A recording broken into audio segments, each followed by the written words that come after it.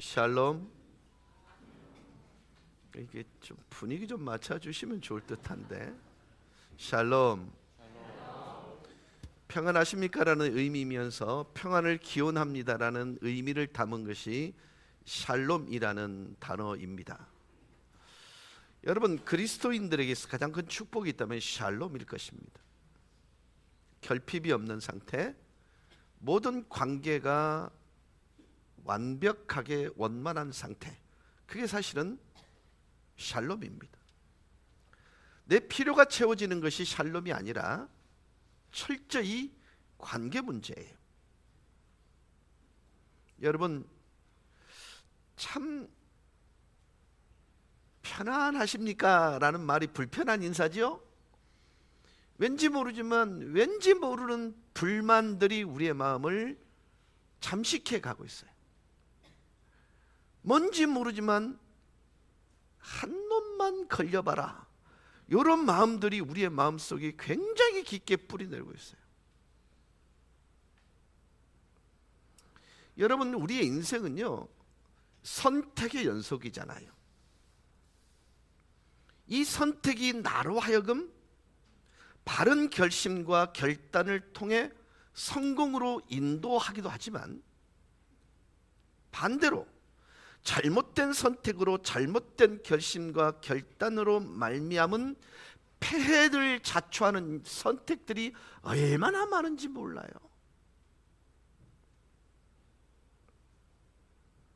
이와 같은 삶의 과정에서 우리는 원하든 원하지 아니하든 끝없는 스트레스를 받아요. 뭔가를 선택해 놓고 이게 맞을까? 이 끝자락에 가면 내가 원하는 결과가 오는 것일까? 이런 부분들에 대해서 우리는 끝없는 스트레스를 받습니다. 이 스트레스로 인해서 저와 여러분은 무엇인가를 선택하는 것을, 결단하는 것을 망설이고 두려워하고 불안하기 때문에 항상 습관적으로 두 마음을 가져요. 맞죠? 그걸 우리는 염려라이라 합니다. 하나를 선택하는 데 집중하지 못하고 두 마음이 우왕좌왕 곁눈질하며 염려 속에 살아가는 거예요. 이와 같은 심적 불안정과 선택하지 못해서 집중할 수 없는 심리적 이중성을 치료하는 유일한 해독제는 선하신 하나님의 인도를 받도록 내 삶을 하나님의 선하신 이끄심에 전적으로 붙들림 바 되는 삶을 선택하고 결단하는, 그것이 선택하지 못하여 집중할 수 없는 심리적 이중성을 치료하는 해독제입니다. 여호와가 여러분의 목자이십니까? 여러분, 우리의 목자는 우리에게 염려를 제공하지 않아요. 근데 이상합니다. 양들의 특성이 뭔지 아세요? 파릇한 풀이 있으면 그 풀만 먹는 게 아닌 거 아시죠? 양들은 풀이 보이지 않으면 끝없이 뿌리까지 파먹어 버립니다. 그러다가 목자에 의해서 내리막을 가는데 양의 가장 치명적인 약점은 시력입니다. 시력이 좋지 않기 때문에 내리막을 내려가는 양들이 오직 집중해야 될 것은 목자의 음성입니다. 그게 자신들이 살 길인 것을 알아요. 그러니까 여러분, 인생인 내리막으로 가다 보면 우리 귀에 들려야 될 음성은 목자의 음성이어야만 합니다. 다른 음성이 들리게 되면요, 위험할 수 있고 곁길로 갈 수밖에 없는 거예요.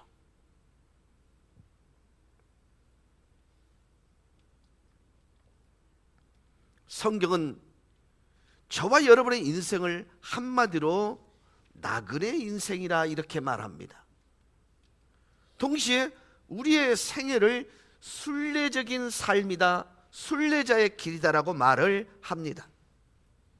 여러분 아시다시피 나그네 삶에 있어서 올바른 목적지를 정하고 가는 일은 반복되는 실수와 반복되는 잘못된 길로 가지 않는 굉장히 중요한 거예요. 그래서 하나님은 우리에게 방황하고 잘못된 길에서 허비하지 않도록 우리의 삶의 여정을 위한 성경이라는 놀라운 하나님의 선물을 허락해 주셨습니다. 그리고 그 말씀의 인도를 받도록 인도법을 터득하는 방법이 수두룩합니다.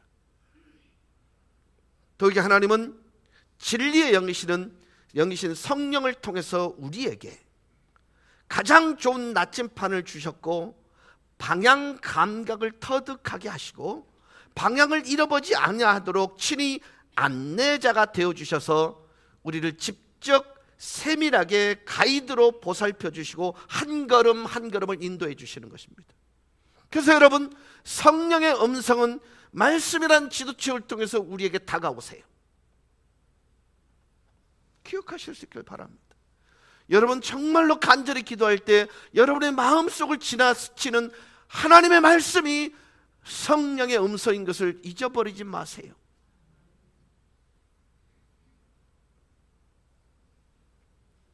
성경은 하나님이 우리를 위해 우리로 하여금 하나님의 의의 길로 인도함 받도록 우리들을 의의 길로 인도하시면서 우리의 삶이 방황으로 허비하지 않기를 간절히 바라고 계시는 것입니다. 저와 여러분을 하여금 하나님의 트랙 경로에서 이탈하지 아니하고 전적으로 하나님의 인도하심을 받아 하나님이 준비하신 의의 길로 우리를 안내해 주십니다. 그래서 오늘의 메시지는 선하신 하나님의 인도하심을 따라 우리를 보호하시면서 안내해 주시는 하나님의 이끄심에 관련된 이야기를 좀 하려고 합니다. 자, 우리가 인생의 내리막길을 갈 때에 오직 양들은 한 개만 의지한다고 말씀을 드렸습니다. 누구요? 목자의 음성에만 귀를 기울입니다. 그래서 목자의 음성을 알기에 그들은 방향을 제대로 잡고 그들의 가장 치명적인 단점을 극복할 수 있는 것입니다. 여러분 장례식에 가보면 가장 많이, 저는 그렇게 하지 않습니다만은 일반 장례식 가면 저는 시편, 장례식의 10번 중에 5번은 시편 23편을 늘 본문으로 선택하시더라고요. 근데 실제로는요, 이게 장례 예식 설교로만 유명한 게 아니에요. 양같이 각각이 자기 옳은 소견대로 살아가는 우리에게 선한 목자이신 우리 주님이 선한 하나님 아버지의 신실하신 인도하심과 지도하심이 어떻게 저와 여러분을 찾아와서 역사하고 인도하는지 삶의 모든 여정을 통해서 설명하시는 한 폭의 그림 같은, 한 권의 책 같은 심오한 의미와 교훈이 담겨져 있는 것이 시편 23편입니다. 여러분, 오늘 찬양대가 내게 강 같은 평화를 찬양하였습니다. 분위기가 이렇습니다. 내게 강 같은 평화 요구하고요, 오늘 찬양대가 불렀던 내게 강 같은 평화가 여러분에게 다가오는 느낌이 달라요? 같아요? 예. 남자분들이 부르는 내게 강 같은 평화는 조금 더 거친 평화입니다. 근데 우리 여집사님이나 권사님들이 불렀던 내게 강 같은 평화는 너무나 목에 넘기기 쉬운 평강 같은 것으로 다가와요. 자, 시편 23편이 우리에게 정말로 하나님이 우리의 삶을 이끄시는, 우리의 삶의 여정 가운데 어떻게 목자가 되어 주셨음을 정확하게 고백되어진 책이라고 인식한다면 여러분은 이 시편 23편을 통해서 누릴 수 있는 모든 평강을 누리실 수 있는 거예요. 그렇습니다. 하나님은 우리에 대하여 각 각각 여러분 한 분 한 분에 대하여 선하신 하나님이시기 때문에 우리를 향한 선한 계획들을 가득 가지고 계십니다. 그래서 우리로 하여금 그런 선한 하나님의 계획하심을 이해하고 어떻게 우리를 성숙하게 변화시키고 어떻게 우리를 바르게 선택하게 하고 어떻게 우리의 필요를 적절하게 공급하시고 어떻게 우리를 위기 속에서 동행해 주시고 치유해 주시고 결국 바른 길, 의의 길로 아버지 집에 영원히 거하도록 인도해 주시는지에 대해서 한 구절 한 구절이 하나님의 마음이 담겨져 있어요. 여호와는 나의 목자시니 나는 절대로 결핍이나 부족함이 없습니다. 여러분, 이것이요 우리가 할 수 있는 가장 위대한 고백이요 평강을 빼앗기지 않는 가장 아름다운 고백입니다. 여러분, 정말로 부족함이 없으신 인생을 살고 계십니까? 여러분, 부족함은요 환경에 의한 것이 아니라 우리의 마음의 상태를 얘기하는 거예요.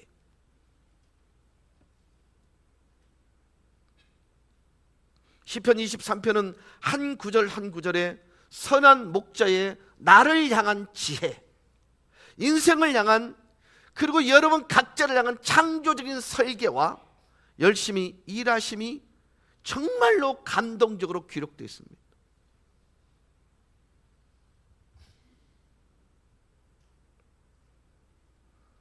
여러분, 세상의 그 누구도 예외 없이 부정적이든 긍정적이든 좋은 것이든 나쁜 것이든 무엇인가의 이끌림을 받으며 삽니다. 맞지요?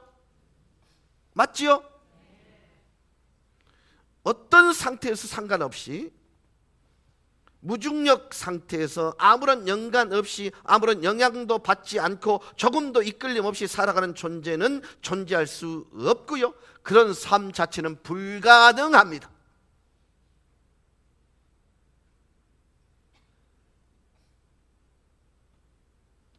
그러면 우리는 무엇이 우리의 삶을 이끌어 가고 있는가라는 질문을 해볼 필요가 있습니다. 여러분, 지금 여러분의 삶을 이끌고 가는 게 뭐예요? 두려움이십니까? 염려이십니까? 무엇에 의해 여러분의 삶이 이끌림 받고 있는지 한 번쯤은 돌아보셔야 합니다. 우리는 여호와는 나의 목자이십니다, 그래서 나에게는 어떤 결핍도 부족도 없습니다라고 고백하고 있는 내가 실상은 무엇에 의해 이끌림을 받는지 스스로 질문해 보셔야 합니다.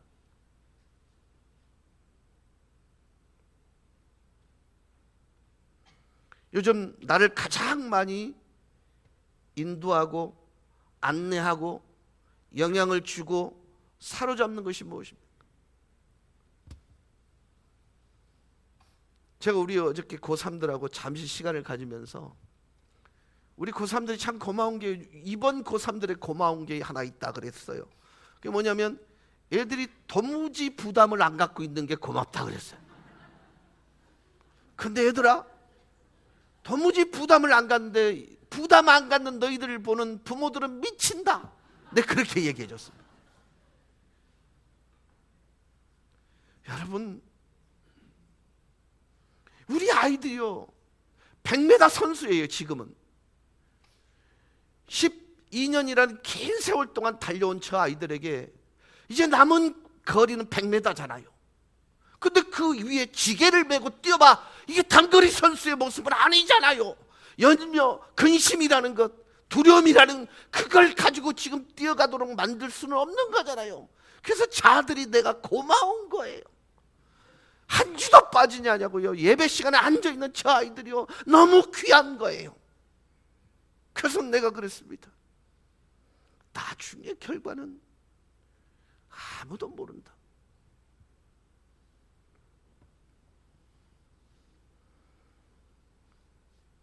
그런 얘기를 하더라고요. 얘들아, 우리 교회에서 시집 장가가고 애들도 낳아서 우리 평생 가자 이러더라니까. 아니, 내가 그게 얼마나 고마운지 몰랐어요. 근데 너무 안타까운 것은요, 남자 숫자가 너무 적어.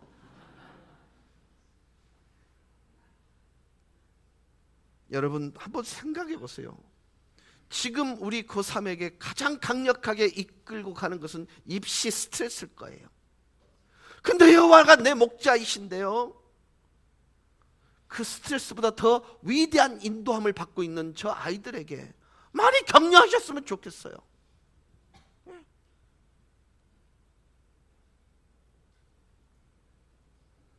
그래서 오늘 저는 여러분에게요, 긍정적인 인도에 관한 부분은 다음 주에 하기로 하고, 이번 주에 여러분에게 부정적인 여러분의 이끌림에 관한 얘기를 잠시 나누려고 해요. 여러분, 우리 모두는 이와 같은 것들에 의해 지배받고 안내받고 영향받고 인도되어 적어도 사로잡힘에 놓이지 않았으면 좋겠다는 생각에서 부정적인 이끌림에 관한 얘기를 잠시 나누려고 합니다.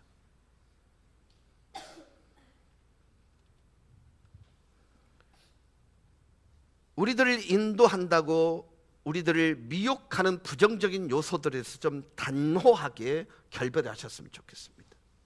먼저 하나님을 무시하고 거절하는 문화에 매혹되어 따라가면 안 됩니다. 무슨 얘기냐면, 동시에 두 마리의 토끼를 한꺼번에 쫓을 수 없습니다. 그리스도인된 저와 여러분은요, 하나님과 만몬을 동시에 섬길 수 없어요. 하나님을 거절하게 하고 하나님의 자리를 대신하고자 하는 것들이 여러분 주변에 얼마나 많이 놓여 있는지 여러분 스스로 아실 거예요.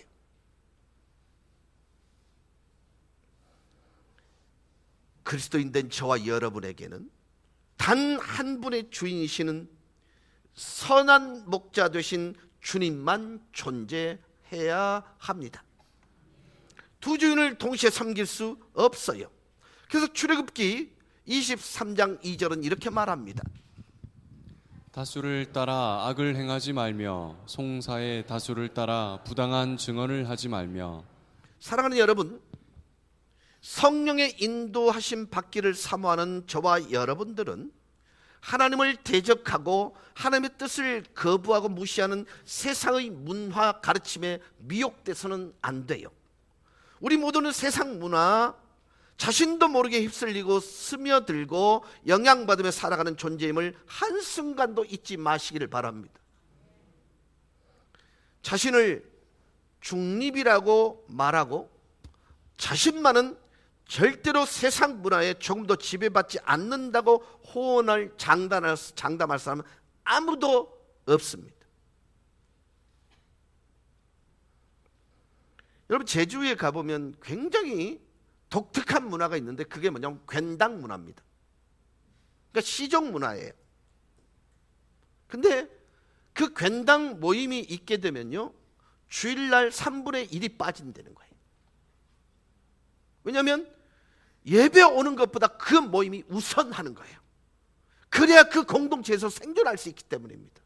여러분, 제주는요, 자기끼리 뭉치지 않으면 생존할 수 없는 공동체였기 때문에 그 괜당 문화가 굉장히 그들을 생존하는 데 도움이 됐을 것입니다. 그러나 신앙생활을 하는 이들에게 있어서 이 괜당 문화는요, 반드시 거절해야 될 문화이기도 합니다.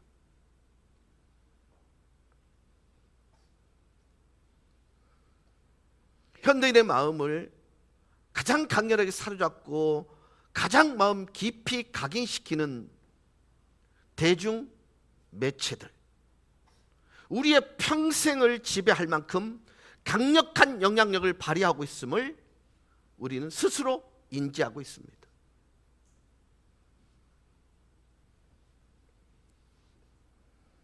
요즘은 새로운 휴대폰 광고가 거의 안 나옵니다.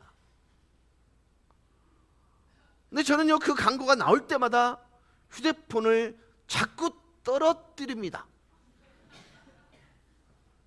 근데 결국 사보면 제가 하는 그 휴대폰을 통해서 내가 누리는 문명의 이견은 딱 한 가지입니다. 내가 필요한 영상을 찾아본다든지 아니면 전화 문자를 보낸다든지, 그리고 전화 거는 일, 이거 말고는요, 우리 목사님들이 압니다. 저는 휴대폰을 정말요 100분의 1도 선용 못해요. 저는 완전히 기계치입니다. 뭔가 하나 뜨는데 이걸 지울 줄을 모릅니다. 근데 그게 부끄럽지는 않아요. 어떤 분들은요, 걸으면서 돈 버는 분들도 계시더만요. 나는 그거 뭔지 몰라. 얼마 채우면 얼마씩 뭐 10원인가 뭐 이렇게 들어온다면서요. 많이 버세요. 나쁜 거 아닙니다. 근데 여러분, 결국 우리는요, 그런 문화에 매이게 되는 거예요. 여러분, 죄송합니다. 모두 걷는 것만 좋은 게 아니에요. 미리 말씀을 드릴게요. 내 상체 무게가 하체보다 무거우면요, 걷는 게 오히려 독이 되는 거예요. 근데 그분은 그 10원 벌자고 걸어. 지금 제가 얘기를 하는 건 나쁜 의미로 얘기하는 게 아닙니다. 지금 우리가 얼마나 매여 있는지.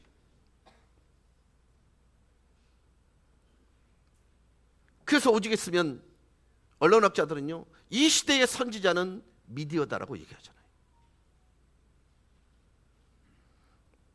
여러분, 우리가 보는 내용들을 충분히 점검하는 과정을 거치지 않으면요, 우리는 결국 그 내용에 우리의 마음을 뺏기게 되고 우리의 마음속 깊이 내재되어 무의식의 영역까지 침투해 마침내 미신처럼 삶의 중요한 기초의 진리의 터로 자리를 잡게 되는 것입니다.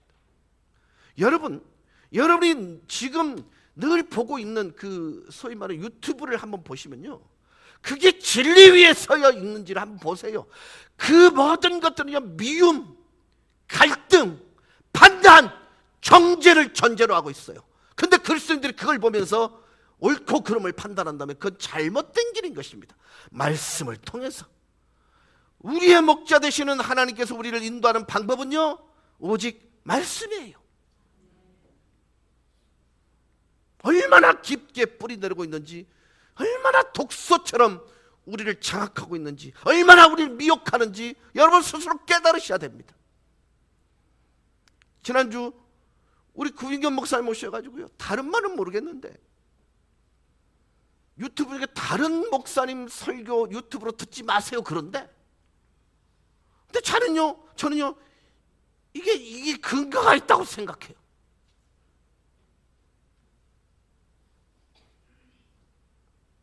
아무도 공감 안 하니까 내가 할 말을 뒷말을 못 하겠네. 여러분, 제 주일 설교를 다음에 꼭 한번 다시 듣는 분 한번 손 들어보세요. 없잖아요. 그리고 이제 아프잖아요.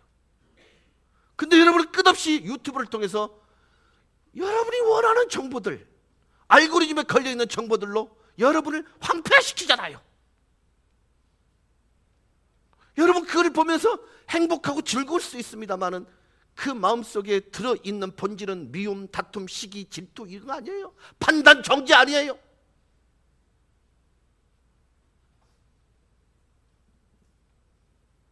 여러분, 우리 그리스도인들입니다. 여호와 하나님이 나의 목자이기 때문에 조금도 결핍이 없다고 고백하는 사람이 우리입니다. 그 사람들은요, 온유할 수 있어요.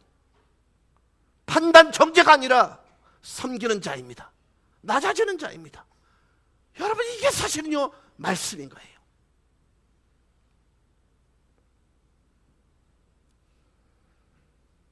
여러분, 이 문화에 미혹되어 이끌림 받기 시작하면요, 다음 세대로까지 돌이킬 수 없는 영향을 끼칩니다. 여러분의 말투 우리 아이들이 담습니다. 여러분이 정죄, 판단, 증오 아이들이 그대로 가슴으로 안습니다. 부모된 자가 어떻게 증오를 심어줘요?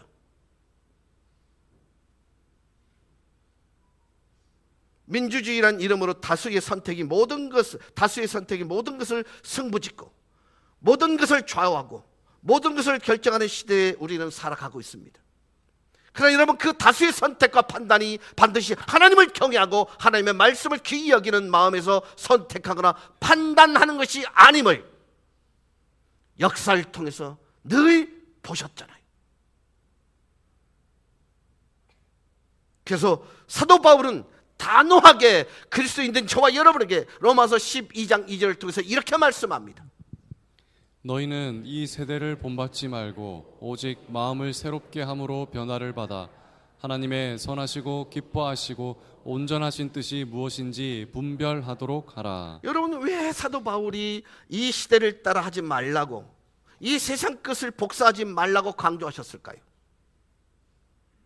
이 세대의 하나님은 자본주의 시장 경제에 근거한 사람들의 이익과 사람들의 재미와 사람들의 환호에 절대적으로 기초하고 의존하고 좌우되고 있습니다.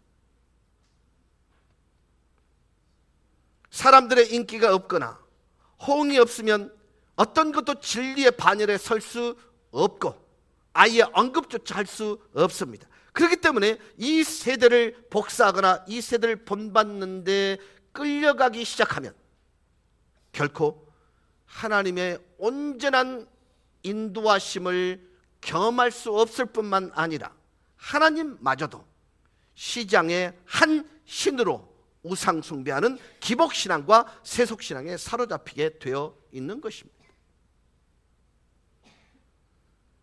그래서 사도 요한은 요한일서 2장 17절을 통해서 이렇게 말씀합니다. 이 세상도 그 정욕도 지나가되 오직 하나님의 뜻을 행하는 자는 영원히 거하느니라. 아멘이십니까?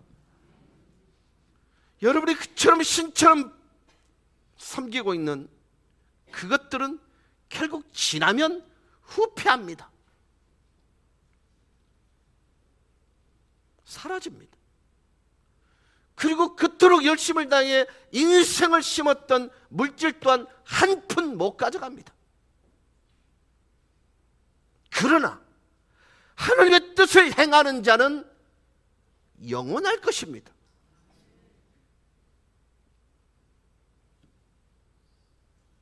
이 세상이 자랑하고 이 세상이 수많은 사람들을 열광시키고 매료시키는 것들은 다 지나가고 사라지는 것임을 강조하고 있는 거예요. 이것이 결코 영원하지 않는 일시적인 것 때문에 세상 문화가 우리를 지도하고 안내하지 않도록 우리는 철저하게 깨어 주님의 뜻에 합당하게 분별해야 합니다. 두 번째, 하나님을 거부하고 대적하는 가까운 사람들의 인도와 영향을 따라가지 마세요. 무엇에 의해 누구에 의해 먼저 영향을 받고 먼저 듣고 먼저 가르침을 받느냐에 따라서 우리는 나도 모르게 선입견과 편견에 사로잡혀 그것에 이끌림을 받게 되어 있습니다. 맞죠? 맞죠?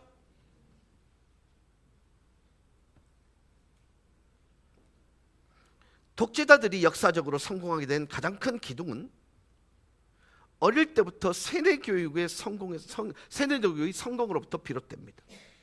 오직 독재자의 거짓 선동에만 귀를 기울이도록 모든 제도와 시스템을 체계화하고 집중화해서 진행하기 때문에 그렇습니다.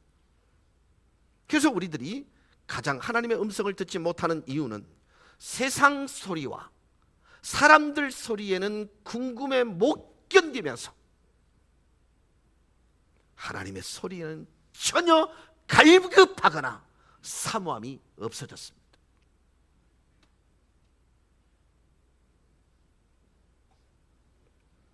이것이 세상의 공중파에 의해 사람들 모두가 오염되어 가고 있고 심지어 세뇌까지 되어 선한 목자 되신 하나님에 의해 인도함 받기를 간절히 바라기조차도 하지 않는 것입니다.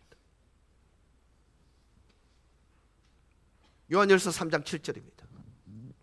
자녀들아, 아무도 너희를 미혹하지 못하게 하라. 의를 행하는 자는 의의 의로우심과 같이 의롭고 어떤 누구도 미혹되지 않도록 어떤 누군가 우리를 미혹하지 못하게 항상 주의하여 깨어있으라고 강력히 경고합니다. 여러분들 왜 이렇게 강력하게 경고하는 메시지를 선포했을까요? 가장 가까이 하는 사람으로부터 우리는 항상 미혹되어 넘어지고 계속 미혹의 늪에서 빠지게 되어 있기 때문에 그렇습니다. 세상이라는 바다 위에 떠 있는 거짓 속임수에 미혹되기 가장 쉬운 것은 가장 가까이 있는 사람이 전혀 하나님을 의지하지 않고 심지어 하나님을 대적하는 습관에 젖어 살기 때문에 나도 모르게 그들에게 이끌림과 영향을 받게 되어 있습니다. 그래서 항상 지혜자는 잠언 13장 20절을 통해서 이렇게 말합니다. 지혜로운 자와 동행하면 지혜를 얻고 미련한 자와 사귀면 해를 받느니라. 누구와 동행하고 누구와 함께하고 누구 곁에 더 붙어 지내느냐, 우리는 항상 물어야 합니다. 그래서 성경은요, 불평과 불만 정죄하는 자 곁에서 듣고 있는 자는 뭐라고요? 공범이라고 성경은 얘기해요. 네? 말하는 사람과 똑같다는 거예요. 여러분 곰곰이 한번 생각해 보세요. 나의 미래가 누군가에 의해 결정된다면, 나에게 가장 가까이서 나에게 영향을 주는 사람에 의해서 우리는 이끌림 받고 살아가게 되어 있습니다. 특별히 믿지 않는 상담자들에 의해 전문적 영역에서 도움을 받거나 의학적인 도움을 받는 경우가 아니라 영적 영역에까지 그들의 통찰력과 지도력에 이끌리기 시작하면 우리들의 영적 세계는 커다란 문제가 생기는 거예요. 요한일서 3장 7절입니다. 자녀들아, 아무도 너희를 미혹하지 못하게 하라. 의를 행하는 자는 그의 의로우심과 같이 의롭고. 그렇습니다. 여러분, 이 말씀은 강력한 주의보입니다. 그리고 오해의 소지를 불러 일으켜서는 안 됩니다. 하나님은 우리로 해서 믿지 않는 친구들과의 따뜻한 우정의 교제를 솔직하게 나누기를 원하세요. 아니요, 하지 말래매요. 아니요, 진심으로 그분들에게 하나님이 사랑이심을 증거해야 하고 증인으로서 그 삶의 모본이 되어야 된다는 거예요. 심지어 우리를 미워하고 공경에 빠뜨리는 험담한 사람에게까지 사랑의 본을 보이고 섬김의 도를 실천해야 합니다. 특별히 그분들에게 어려움과 공경이 닥쳐왔을 때 어떤 이익과 계산 관계없이 그분들을 순수하게 섬길 때에 주님의 사랑만이 그들의 영혼에게 성령의 역사를 일으킬 수 있음을 체험하게 하라는 거예요. 그들이 불의한 말에 동의하는 것이 아니라 삶을 통해서 섬김의 본을 보이려는 거예요. 주님을 들켜내려는 거예요.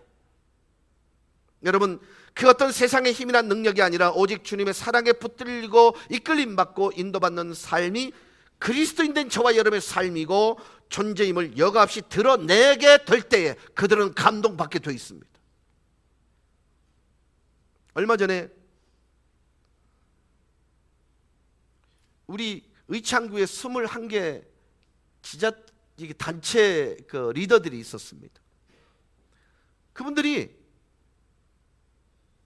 목사님, 우리를 위해서 콘서트 한번 해주시면 안 됩니까? 왜 그게 말이 나왔냐면, 때마침 우리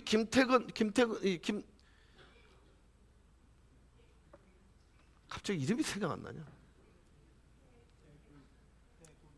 김태근 목사님. 네. 김태근 목사님이 저 이제 형님 차 한 잔 주세요 왔길래 제가 이제 그분들에게 이제 소개를 해줬어요. 아, 이분은 목사님인데요, 전국 노래장에서 대상 받은 분이에요. 와, 그래요? 그러면 김 목사님 맛보기 한번 해드려. 그랬더니 하니까 목사님 콘서트 한번 해주세요. 그래요. 머뭇거리지 않았습니다. It's okay. 그럼 날짜 잡으세요. 잡았죠. 그래서 그분이 오셨어요. 24분 놓고 콘서트를 냈는데요, 이분들이 미치는 거예요.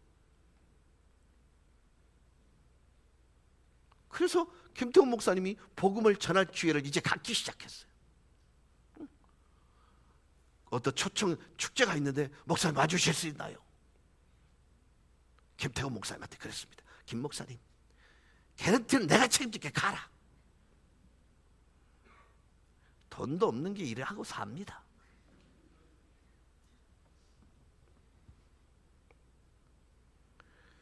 그분들이요, 직접 교회는 나오지 않지만 교회에 대한 어떤 평가와 어떤 가치로 전환들을 그분들은 느끼고 있어요.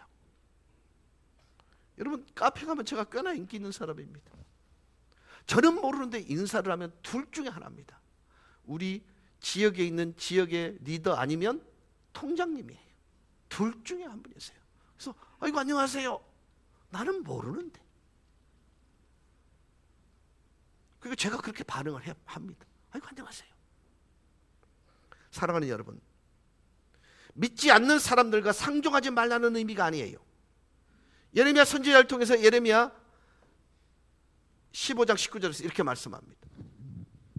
여호와께서 이와 같이 말씀하시되 내가 만일 돌아오면 내가 너를 다시 이끌어 내 앞에 세울 것이며 내가 만일 헛된 것을 버리고 귀한 것을 말한다면 너는 나의 입이 될 것이라. 그들은 내게로 돌아오려니와 너는 그들에게로 돌아가지 말지니라. 네가 헛된 것을 말하면 버리게 될 거지만 만약에 네가 귀한 것을 말한다면 내가 네 입이 돼줄게. 네가 돌아오면 내가 너 주변에 있는 사람을 돌아오게 해줄게. 세상에 사로잡힌 너희들, 그 사로잡히는 이끌림 받는 것이 아니라 세상 친구들이 너에게 영향을 받아 너의 가치에